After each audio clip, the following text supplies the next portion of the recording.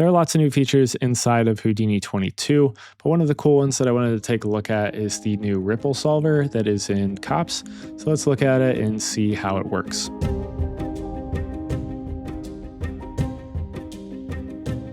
So in COPS here, let's just drop down a ripple solver, which is going to be a ripple block. And we've got some different inputs here, and we've got our block here. So we've got the height, we've got a rest, a wave speed, conservation, and spring. Those are kind of going to be our controls for this. We need to give it something for the height in order to have something start to happen. So let's drop down a shape node. You can wire this into our height. And let's come in here to the shape. Let's set it to a basic, and we'll just keep it on the circle. I'm going to make that quite a bit smaller here. And let's just view this last block here. So if I go ahead and press play, we can see that we have this sort of emanating from the center where our circle is. So it's this kind of like a rock splashing into water. It's going to have this kind of ripple that travels out from the impact point, right? So that's kind of what this shape is going to be serving as our impact point. So we've got some different settings here for the wave parameters. Let's go ahead and open up the docs and just take a look at what it says for those. So we've got wave speed, which controls how fast the ripples travel from pixel to pixel. We have conservation, which controls how much wave velocity is kept over time. And then we've got the spring, which controls the strength of the spring force that pulls the pixels towards the rest value. So basically how quickly the white values are going to go back to black in this case, because that is what our rest value is set as. So let's go ahead and close that. We can play around with these. I recommend not doing too much with this wave speed. I'll show you what happens if you kind of set this up to like 20. Kind of freaks out. So I don't know, maybe leave that at like 10. If you set it lower, it works, but I don't know, I've had it kind of act weird when you start to play with the wave speed. So maybe leave that alone, but we'll kind of mess with that with the inputs here. With the conservation, if I set this to 0.1, you can see that this kind of just like blurs this out. So it's going to not conserve that energy. And then spring, if I set this up to 1, you can see that we get this to kind of fade to that black value a lot quicker there. And then it kind of gives you that like spring-like motion, I guess. And we could set this up to, set this up to like 5 or something. You can see that gives you this type of an effect going, which is kind of cool, but maybe not what you're looking for in all situations. But we can do some cool things if we feed in some like noises to these different inputs. So I'm going to drop down a fractal noise here. I'm going to drop down a clamp as well, because I found that the values are best kept between 0 and 1. We're going to wire that into the wave speed. And let's just play around with the settings here. So maybe get something like this. Let's go ahead and just offset this by a random amount. And if I go ahead and press play, we can see that this gives us this kind of weird, uneven movement to our little ripple there. Let's maybe decrease that. You can see we get this kind of nice, uneven movement, which gives you some cool effects. Maybe not the most realistic, but it does give you some cool effects. Let's make a copy of this, and then let's wire this into our conservation. And again, let's just offset this, maybe play around with this a little bit more. And this is just going to vary up how that kind of conserves that speed and loses that energy.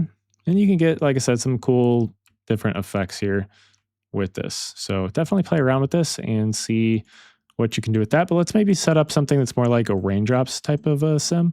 So let's take these shapes here. So this little circle, and I'm going to just make it even smaller here, maybe something like that. Let's drop down our ripple block here. And then let's wire this into a shape or a scatter shape. We'll put that into the stamps here. Let's look at this. Let's go ahead and change this to a RGB. You these are a little bit hard to see, but I'm going to change up the scatter seed and then just apply that jitter. And then I'm going to do an ID to mask. So let's take our ID channel and wire that into our ID here. And then we need to do a couple things. So first of all, I want to keep by chance here. And let's bring this down quite a bit so we just get a few. And then we can wire this into our height here.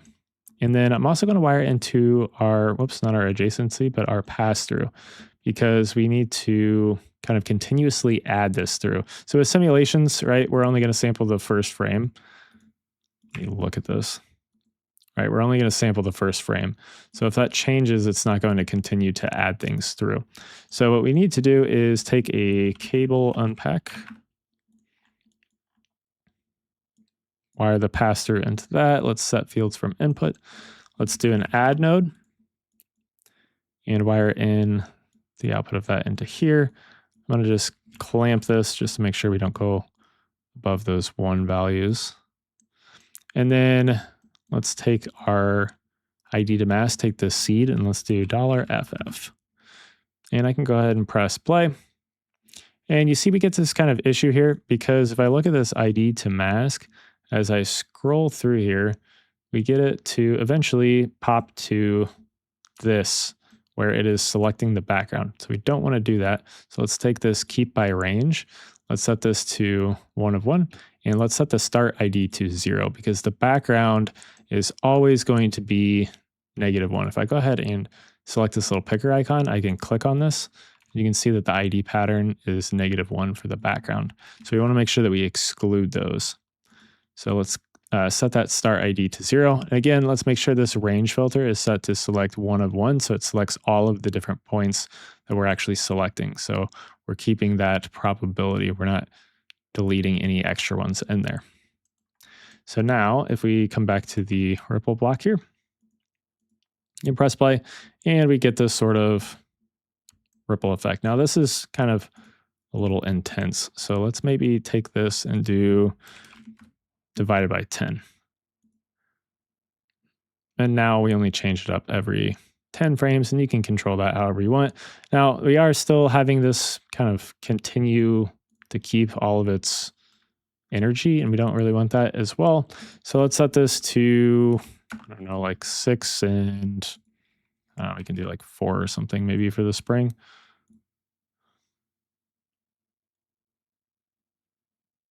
And you can get this type of an effect. Maybe we just set that to 1.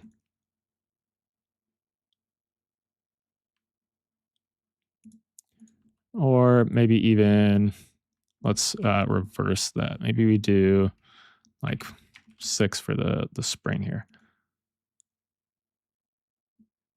Sorry, yes, that is what I was looking for. More of the quickness to the fade there, where it loses its kind of energy.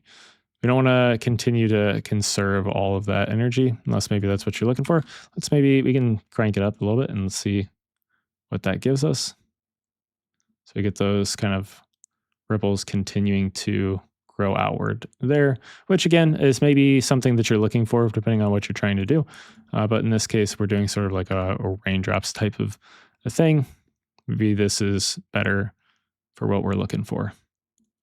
And we can also come in here and play around with this as well. So maybe if we wanted to go a little bit quicker, have a little bit more raindrops, we can change that to 4 instead of 10.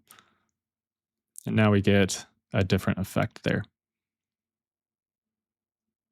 And this also does have the adjacency input, so you can do the adjacency stuff with that, which is super cool and fun to play around with. So definitely play around with that on your own. But anyways, hopefully this has helped you out and get you kind of up and running a little bit with the ripple block in the ripple solver inside of Cops. It's pretty fun to play with, and I think that we'll see some cool stuff being made with that.